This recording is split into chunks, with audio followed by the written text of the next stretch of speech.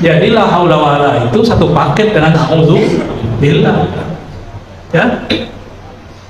Maka saya mengajak kalau mau zikir pagi sore dimulai syahadat, selain subhanallah alhamdulillah Allahu akbar la ilaha illallah tambahkan la haula wala quwwata illa billah. Itulah isi qalbu Rasulullah. Qalbu Rasulullah itu qalbu la haula wala quwwata illa billah. Karena beliau selalu di situ. Ternyata beliaulah yang memegang kunci surga. Maka di qalbunya ada sir rahasia la haula wala, ada sir subhanallah, ada sir la ilaha illallah di qalbu Nabi. Kan taman surga. Jadi taman surga hakiki ada pada diri orang yang berzikir. Lalu Rasulullah mengatakan la haula wala quwwata illa billah. Ketika seseorang, ini bukan lafaznya yang penting, makna di dalamnya. Ketika seorang mengatakan tiada daya, tiada upaya kecuali dengan bantuan Allah, maka orang ini sedang menanam saham rohani. Kalau orang itu menghayati la haula wala quwwata illa billah setiap hari, maka setiap hari dia menabung investasi, menanam investasi rohani. Jika setiap hari dia hidup dengan rasa ini, maka dialah orang paling kuat di dunia. Alhamdulillah alamin. Az-zakir al-mazkur alladhi amarna bi-dhikri wa qala ya ayyuhalladhina amanu dhkurullaha dhikran katsiran.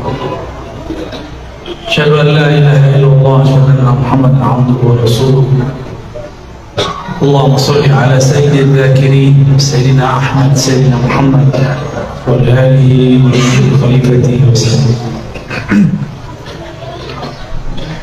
Baik jamaah Bapak Ibu yang bukan Allah, ini saya datangnya lebih awal. Jamaahnya masih nyangkut di jalan, masih di mujahidin ya. Kajian kita tentang investasi rohani. Apa investasi? Bisa berarti tabungan, bisa berarti simpanan berharga dan lain sebagainya.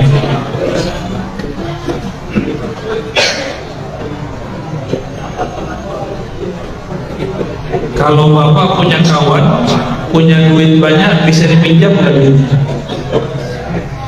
Saya, kalau Bapak punya duit banyak, ada orang susah, bisa bantu orang apa? Tapi kalau tidak ada duit, gimana cara membantu orang pakai duit? Itu baru di dunia. Yang bisa bantu orang di dunia yang punya aset investasi dunia. Yang bisa bantu rohani seseorang yang di kolbunya ada tabungan berharga investasi rohani,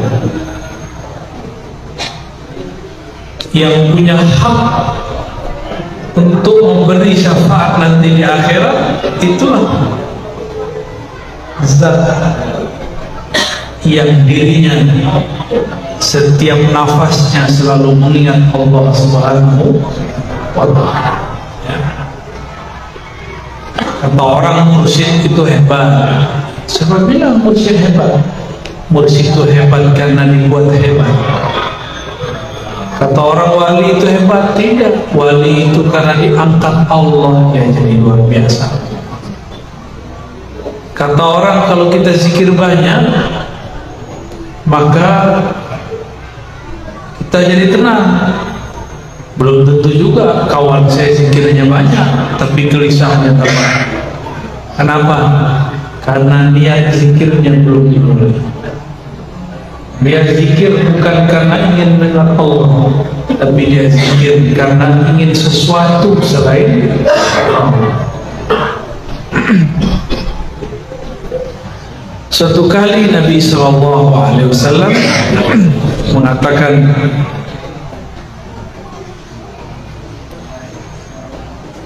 ala adullukum ala kanzin min kunuzil jannah maukah kamu wahai Abu Musa al-Asy'ari dan sahabat-sahabat, aku tunjukkan, aku ajarkan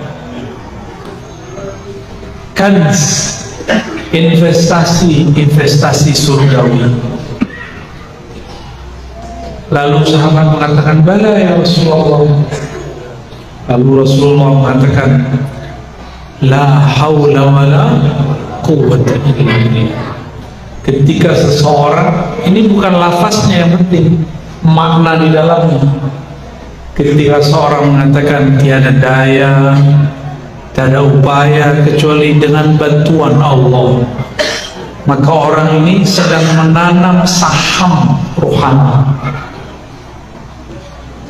Kalau orang itu menghayati la haula wala quwwata illa billah setiap hari, maka setiap hari dia menabung investasi, menanam investasi rohani.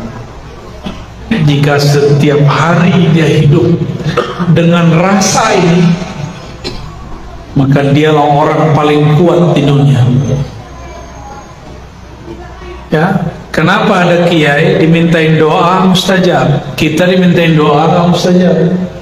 Karena kiai punya investasi rohani. Kita minta bantuan orang kaya, yang kita minta duitnya, dia kasih duit. Kita minta obat ke dokter karena dia tahu ilmu kedokteran, dia obat kita. Kita mau hati tenang, berguru kepada ustadz yang hatinya galau, dia nggak dapat apa-apa. Mau belajar tasawuf tapi ketemu orang anti tasawuf yang tidak mengerti tasawuf, akhirnya justru menyalah-nyalahkan. Mau belajar hadis tapi si ustadz mulutnya berhadas, isinya menyalahkan ini, mendoifkan ini, kayaknya asik di situ. Lupa bahwa ilmu hadis bukan untuk menyalah-nyalahkan.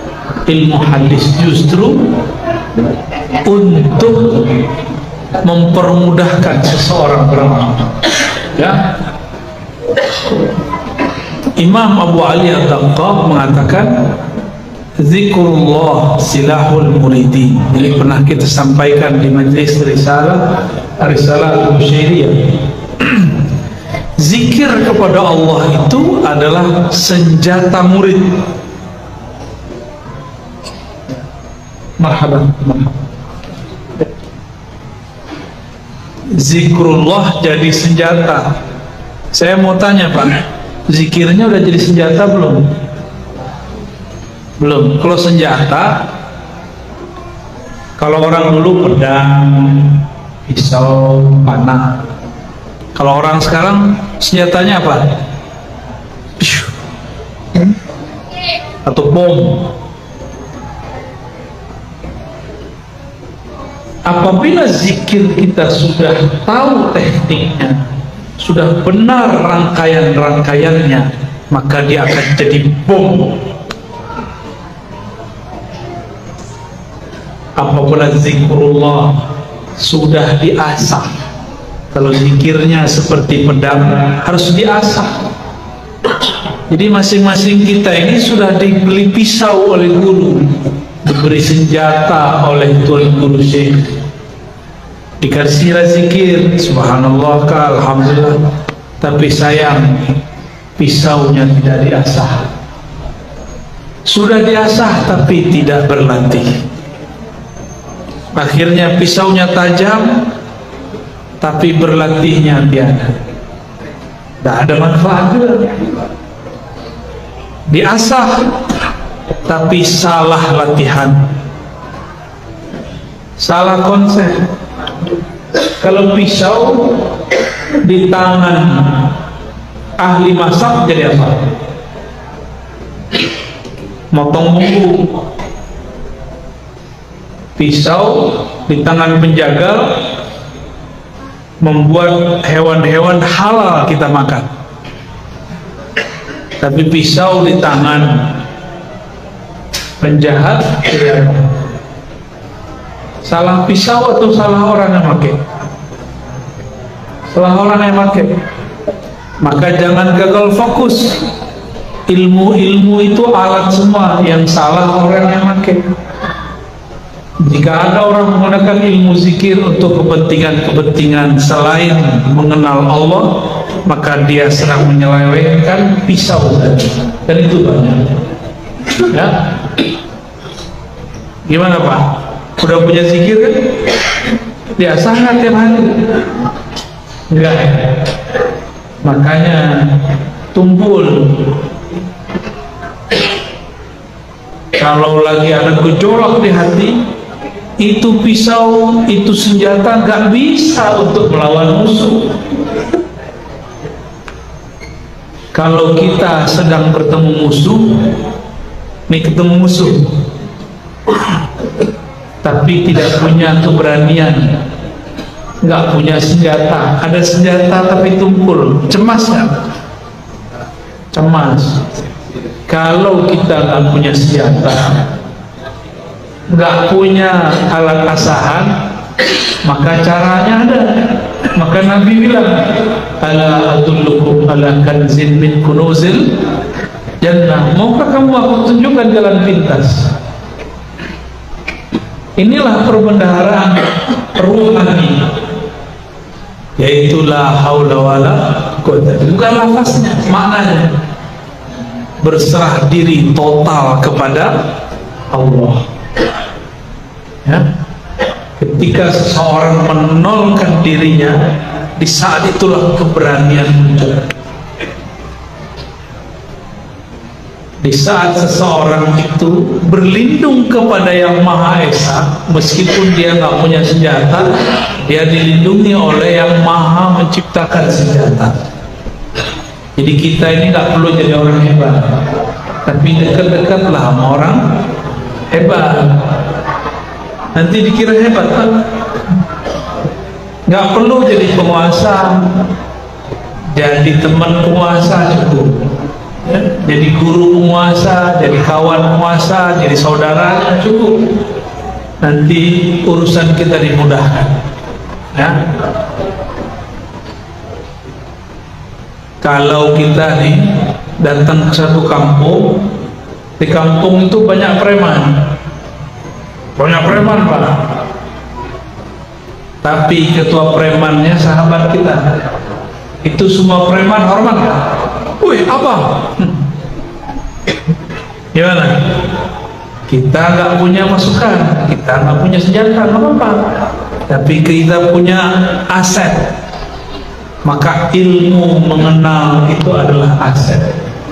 Kenal Allah itu adalah senjata terbaik. Maka benteng terbaik bukan dinding-dinding yang tebal, pagar-pagar yang berlapis. Benteng terkuat adalah kenal Allah Subhanahu wa ta'ala. Kenal dengan penguasa. Kalau cuma kenal dengan pemilik penguasa negeri, ya seorang gubernur, bupati, presiden paling cuma 5 tahun, paling lama 2 periode. Kalau kita cuma dengan berkawan dengan mereka, lalu kita memusuhi kawan kita, menindas yang lain, setelah orang ini turun kita dibenci orang. Maka kita bukanlah pembenci penguasa atau pencinta penguasa, kita biasa-biasa. Ya, jadi kita nggak dituntut benci-benci, nggak ada kewajiban benci-benci penguasa. Yang ada cuma mendoakan siapa yang mengurus negeri ini. Mau penguasanya siapa terserah. Ya, semoga Allah bimbing ulama dan ulama. Amin ya rabbal alamin.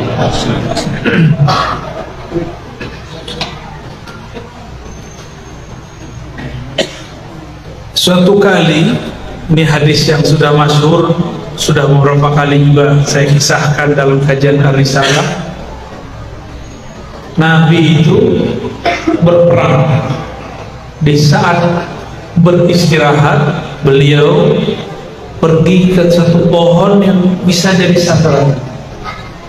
Biasanya sahabat mengawal beliau. Tapi kali ini sahabat yang mengawal tidak sanggup bahkan mengawal dirinya sendiri. Ketiduranlah mereka semua, termasuk baginda Rasul Sallallahu Alaihi Wasallam. Hadis Sahih Bukhari. Tiba-tiba ada yang menyusup, karena itu orang tempatan. Dia menyusup, dia masuk. Seorang jawara, tombaknya dalam satu riwayat lain, pisaunya, belatinya sudah di leher Rasulullah Sallallahu Alaihi Wasallam. Ya. Rasulullah SAW ditanya, Muhammad, siapa yang menjagamu dari pisau ini, senjata ini? Apa kata Rasulullah? Allah. Itu Rasulullah lagi nembak. Allah. Itu nembak itu, ada tekniknya. Pakai nafas. Sehingga terhentaklah itu orang. Ditanya lagi, siapa? Allah. Tambah lemas orang itu. Yang ketiga terjatuh lagi, lemas tangannya, karena yang menguasai satu darah yang mengalir di tubuh musuh ini Allah. Disebut nama Allah, ternyata yang menyebut kekasih Allah. Jangankan darah di badannya, itu pisau aja nggak mau menyakiti Rasulullah SAW. Itu kalau nama Allah, zikrullah sudah menjadi investasi. Inilah yang maksud dalam hadis, idza marartum bi riyadil jannah farta'u. Kalau kau melewati taman-taman surga, maka farta'u. Apa di farta'u? Petiklah. Jadi kalau majelis pengajian, serap ilmunya. Di majelis zikir, ikut zikir di dalamnya. Di majelis salawat, ikut bersalawat. Itulah yang disebut memetik, menyicip. Farta'u, ikutlah engkau mencicipinya. Jangan kemudian, nah inilah yang membuat banyak orang-orang belajar zikir, belajar tarekat, tidak paham adab. Kalau nggak tarekat dia nggak mau ikut zikir.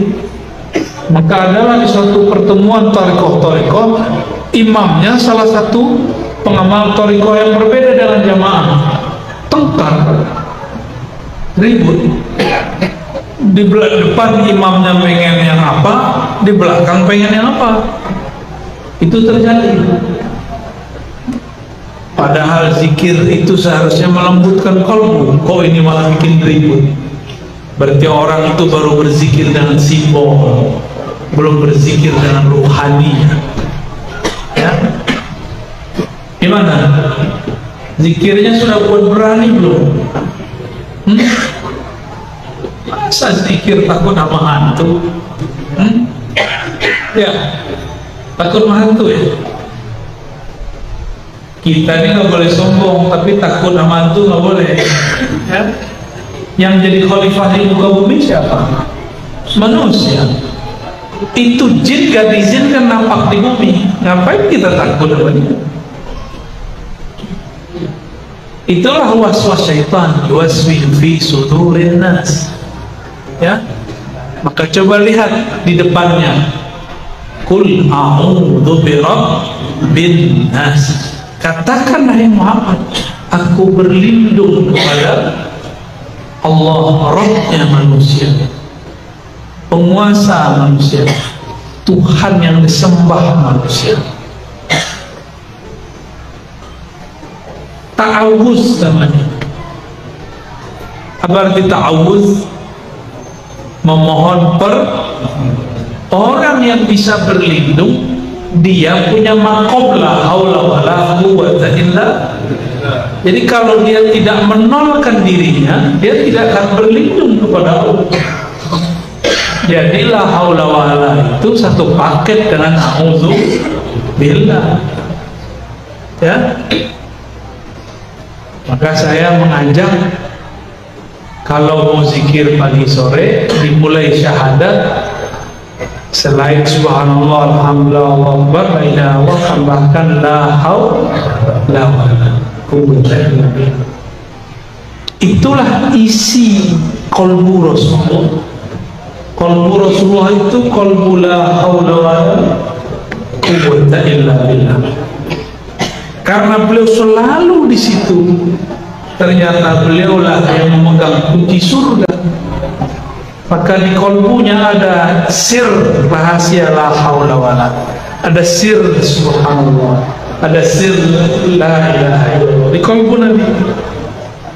Kan taman surga. Jadi taman surga hari ini ada pada diri orang yang berzikir. Inilah sebabnya kenapa ahli zikir didatangi oleh orang-orang yang haus dengan persoalan surga. Ingin berkunjung ke surga, sebelum masuk surga, kunjungilah siapa yang kolbunya sibuk mengingat yang nama orang itu ada di dalam surga, Nabi Muhammad sallallahu alaihi wasallam. Dalam Israiliyat yang dinukil oleh Imam Asyuti, tapi Asyuti mendiamkannya, berarti beliau menganggap ini makna sahih. Dedaunan surga ruasnya bertuliskan Muhammad, bertuliskanmu, tapi ini bukan huruf hijaiyah biasa, ini huruf sana, huruf surga. Huruf itu banyak, ada ribuan huruf di alam sana. Di antara huruf itu yang diturunkan ke bumi ini, yang masih berhubungan dengan alam sana, itu cuma huruf hijaiyah. Berapa huruf hijaiyah? 28 itu huruf dari sana. Makanya Allah ketika turunkan Al-Quran, ada yang diturunkan ayat-ayat di sana. Jadi ayat ada yang turun ke bumi, bumi alam ini, bumi zahir, ada yang turun ke bumi alam lain, namanya Jabarut. Alam Jabarut dan Malakut ada di Quran. Di sana tertulis Alif Lam Mim. Itu ayat dari sana Pak diturunkan. Ya? Alif Lam Ra Kaf Ha Ya Ain Shad Tha Yasin. Itu dari sana. Oleh karena itu orang Arab tidak paham, apalagi kita yang bukan Arab. Itu huruf hijaiyah yang dipakai oleh orang Arab pun tak paham. Sampai datanglah Sayyidina Ali yang mengambil ilmu langsung dari kota ilmu. Beliau menjelaskan makna itu, diturunkan kepada Sayyidina Abdullah bin Abbas. Maka Sayyidina Abbas adalah imam dari kalangan sahabat yang mengerti rahasia-rahasia, dan itu semua ada di qalbu Nabi Muhammad sallallahu alaihi wasallam. Ya. Imam Syuuti mengatakan dalam riwayat yang dia nukilkan dalam Al-Khasa'is Al-Kubra, dan perempuan-perempuan surga, bidadari-bidadari yang sangat cantik, nggak ada apa-apanya dengan kecantikan artis di Indonesia. Artis paling cantik siapa itu? Kok dia? Kata dia BCL katanya. Siapa Pak artis paling cantik? Pasti yang tahun 80-an yang disebut. Yang generasi. Ya. Siapa artis paling cantik? Itu artis Pak, disuntik. Ada suntik botok namanya, biar putih, kenyal, betul-betul dahsyat. Kalau kita ngelihat langsung nafsu kita laki-laki, nah kelaki-lakian kita muncul. Kalau kata Bang Dodo ini, aku ingin menafkahimu. Itu di surga lebih bening dari itu. Bahkan urat-urat darah, pembuluh darahnya terlihat, saking bening orang itu. Perempuan-perempuan surga gak tahan badannya. Bahkan beberapa orang masuk surga sujud, dikira itu Tuhan. Ya. Apa kata si bidadari, mas, aku bukan Tuhanmu, aku istrimu, kata dia. Kok kamu cantik sekali, terang sekali. Itu baru bidadari, belum ratunya bidadari. Kata Al-Imam Asyuti, urat-uratnya bertuliskan nama Muhammad, semuanya. Kalau ada kelihatan ya pembuluh darah itu kalau dibaca bertuliskan Muhammad. Saya setelah mengenal ada namanya huruf Jabarut, huruf dari alam sana, lalu ada huruf di bumi, baru saya paham maksud riwayat itu. Dulu nggak ngerti, baca kitab ini nggak ngerti maksudnya apa. Masa ada tulisan Muhammad di badan bidadari? Nggak mungkin. Tapi ternyata masuknya begitu. Ada aksara-aksara lain di alam sana. Ya. Maka dikunci di dalam Al-Quran Alif Lam. Tapi dalam tafsir ditulis hanya Allah yang mengetahui. Itu kurang tepat. Benar tapi kurang tepat. Untuk orang awam boleh, tapi untuk guru, kiai, ulama dia harus cari tahu. Ya, harus cari tahu bahwa ada maknanya di dalam tafsir. Baik. Jadi kolbu Nabi ini, di dalam kolbu beliau ada apa? Ada hakikat la haula wala quwwata illa billah. Inilah yang membuat beliau ini bergerak bukan dengan nafsunya.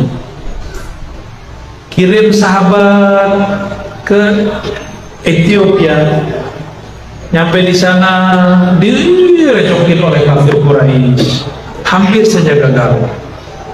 Selesai misi balik. Lalu beliau juga mau hijrah ke Taif, ternyata diusir. Beliau nggak mengeluh, nggak ada mengeluh. Ini baru cekcok antara pengurus masjid, udah pengen mundur aja ya. Kalau begini mundur nggak mau ngurus masjid, mundur aja, nggak usah berjuang ya. Baru gitu-gitu doang ngurusin majelis, tersinggung dikit hilang. Rasulullah kalau kayak ente selesai, nggak ada Islam masuk ke negeri ini ya. Di kita ini kalau mau berjuang mengurus umat nggak boleh gampang tersinggung, nggak boleh baper ke tanah muda. Tahu baper Pak? Bawa perasaan dikit-dikit, hatiku sakit, aku tersinggung, kame kata orang, kame tersinggung. Baik. Rasulullah karena di kolbunya ada hakikat la haula wala quwwata illa billah. Belum menyadari geraknya ini harus mengikuti geraknya Allah. Jangan gerak-gerak sendiri. Karena kita ini bukan Rasulullah, maka lakukanlah segala sesuatu dengan meminta izin kepada Allah. Rasulullah udah kasih tahu caranya. Itu yang disebut salat hajat, salat istiqamah. Ya. Jadi mulai malam ini kalau ada kegiatan, ada acara, sholat hajat. Ada niat anak mau masukin sekolah, sholat hajat. Ada mau buka usaha, sholat hajat. Mau nikah, sholat hajat, sholat istikharah. Jadi sholat istikharah dan hajat bukan hanya mau nikah, semua apa aja. Karena orang yang begitu di kolbunya ada hakikat la haula wala quwwata, baru sholat jadi senjata. Wasta'inu bis-sabri wa sholat. Kalau minta tolong pakai dua senjata, sabar dan sholat. Itu senjata dua-duanya. Berarti Allah itu kalau ngasih senjata bukan senjata fisik. yang Allah kasih senjata rohani. Ya, suatu kali Nabi Muhammad SAW dimi'rajkan, diperjalankan naik ke langit ke-6 dan ke-7. Di langit ke-7 beliau melihat ada seorang Nabi sudah sangat tua, bersandar tapi gagah, tetap tegak, bersandar di Ka'bah tapi warnanya putih. Dilihat wajahnya kok mirip wajah Rasulullah, bedanya lebih tua dari wajah Rasulullah Shallallahu Alaihi Wasallam.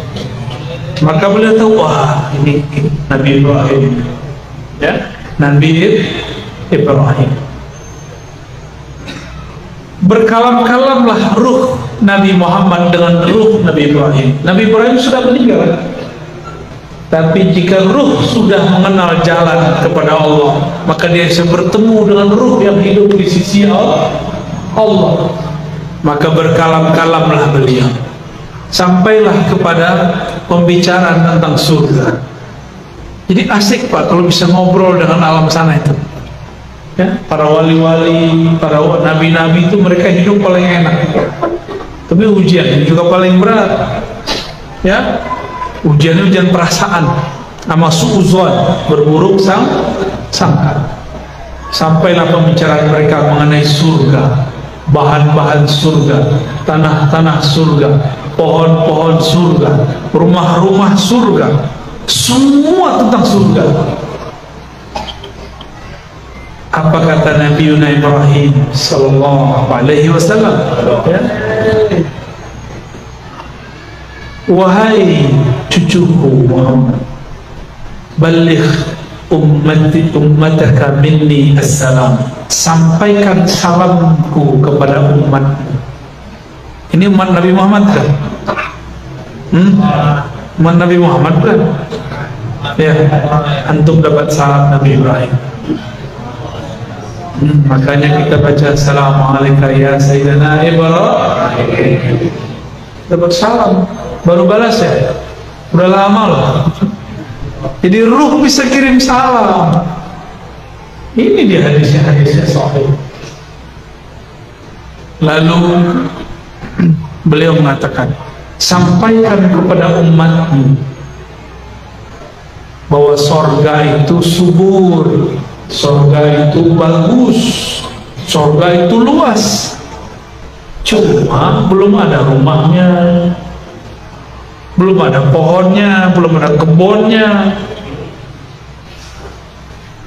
Terus gimana? Perintahkan umatmu untuk menanamnya sedari masih hidup. Gimana caranya? Perbanyaklah baca zikrullah, subhanallah, alhamdulillah, la ilaha illallah. Nih, Nabi Ibrahim ngomong gitu. Kalau di hadis lain, ya, man bana masjidan banallahu lahu baitan fil jannah. Yang membangun masjid maka Allah bangunkan rumah di surga. Ini bukan rumah di sini loh Pak ya, rumah di surga. Satu kali malaikat Jibril membawa Nabi Muhammad mutar-mutar di surga. Udah lelah seharian, Jibril turun. Apa kata Jibril? Hei Muhammad, tahu nggak kamu itu surga punya siapa barusan? Itu komplek luar rumah Abu Bakar, baru kebunnya, belum masuk ke taman dalamnya, rumahnya Abu Bakar As-Siddiq radhiyallahu ta'ala anhu. Jadi nanti tinggal di surga itu rumah kita kayak istana gede-gede. Kalau masuk surga, amin. Ya. Sekarang banyak panitia surga soalnya. Dikit-dikit ngancem orang, ya. Dikit-dikit bilang saya saksi nanti di akhirat ente zolim, saya saksi di akhirat ente jahil. Itu yang banyak, mesin saya banyak begitu. Ya kita balesin yang sempat dibalesin. Emang ente masih sempat bersaksi? Mengurus saja diri sendiri, di dunia aja nggak bisa ngurus diri sendiri, ya. Aneh bersaksi, apapun nanti di akhirat kita akan siapkan jawabannya. Tafaulan dengan apa yang dikatakan oleh Imam Bukhari. Kata Imam Bukhari, tidaklah aku melakukan sesuatu kecuali aku siapkan dalilnya di hadapan Allah, hujahnya di hadapan Allah Subhanahu wa ta'ala. Udah begitu belum? Apa yang kita lakukan hari ini udah disiapkan belum jalannya, hujahnya? Kalau taat hujahnya apa, kalau maksiat hujahnya apa? Harus ada semua, ya. Kita punya anak, punya murid, punya salah. Kalau dia punya hujah, kita maafkan, benar nggak? Apa arti hujah? Alasan yang tepat. Udah punya alasan belum? Belum ya? Mau dikasih alasan nggak? Sayyidina Isa ketika Allah murka kepada hamba-hamba manusia, apa kata beliau? Ini diulang oleh Nabi Muhammad ketika beliau sholat dan hanya membaca satu ayat ini. Ini ada di surah Al-Maidah. Ya Allah, jika engkau marah, ya kami, mereka ini masih hamba. Kalau engkau murka, ya Allah, kami kan tetap hamba-Mu juga. Kami mau lari ke siapa lagi, ya Allah? Bermanja-manja. Seperti seorang anak diusir oleh orang tuanya. Oh, pergi. Sananya bilang, kalau bapak usir saya mau tinggal di mana? Nah, nggak jadi marah bapaknya. Bapak saya kan cuma satu. Tapi jangan kayak setan. Iblis itu salah menyalahkan Allah. Ya Allah, saya begini kan engkau juga yang berkehendak. Iblis kurang ajar. Dia nggak pernah kuliah, ya. Nggak pernah nyantri, ya. Nggak pernah nyantri dia. Seharusnya dia nyantri sama Nabi Adam, tapi dia nggak mau. Dia gengsi. Karena Nabi Adam baru lahir, ya sudah puluhan ribu tahun di surga. Hati-hati bapak yang punya umur lebih tua, jangan remehkan anak muda. Karena zaman ini, zaman Allah turunkan ilmu banyak sekali ke anak muda. Tapi hati-hati juga, jangan sembarang anak muda. Ya. Baik, bapak ibu yang makan Allah. Begitu Nabi Ibrahim gamblang mengasih tahu bahwa investasi surga adalah zikir-zikir, masih mau ninggalin zikir nggak? Jadi besok pagi, bahkan sebelum tidur, ada zikir Fatimah. Kata Sayyidina Ali, aku tidak pernah meninggalkan zikir ini kecuali di waktu perang Siffin. Aku telat membacanya di akhir malam. Zikirnya sederhana yang kita baca pada sholat. Subhanallah 33, Alhamdulillah 33, Allahu Akbar 33, la ilaha illallah. Mudah nggak? Mudah nggak? Daripada buka Facebook lebih lama mana? Balas punya orang lebih lama mana? Kenapa? Balas Facebook, pencet-pencet gak bid'ah, tapi pakai tasbih bid'ah. Ente punya akal di mana? Hah?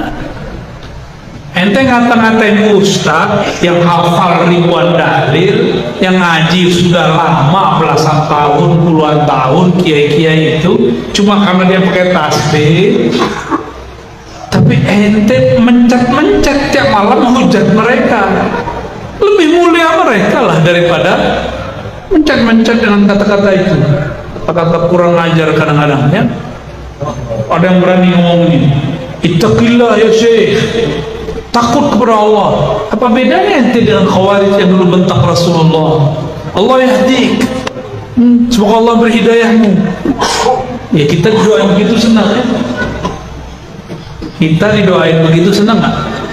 Senang, tapi dia lupa mendoakan dirinya sendiri. Saya mau tanya Pak, mencet-mencet handphone sama megang tasbih mulia mana? Mana yang lebih bid'ah? Beneran?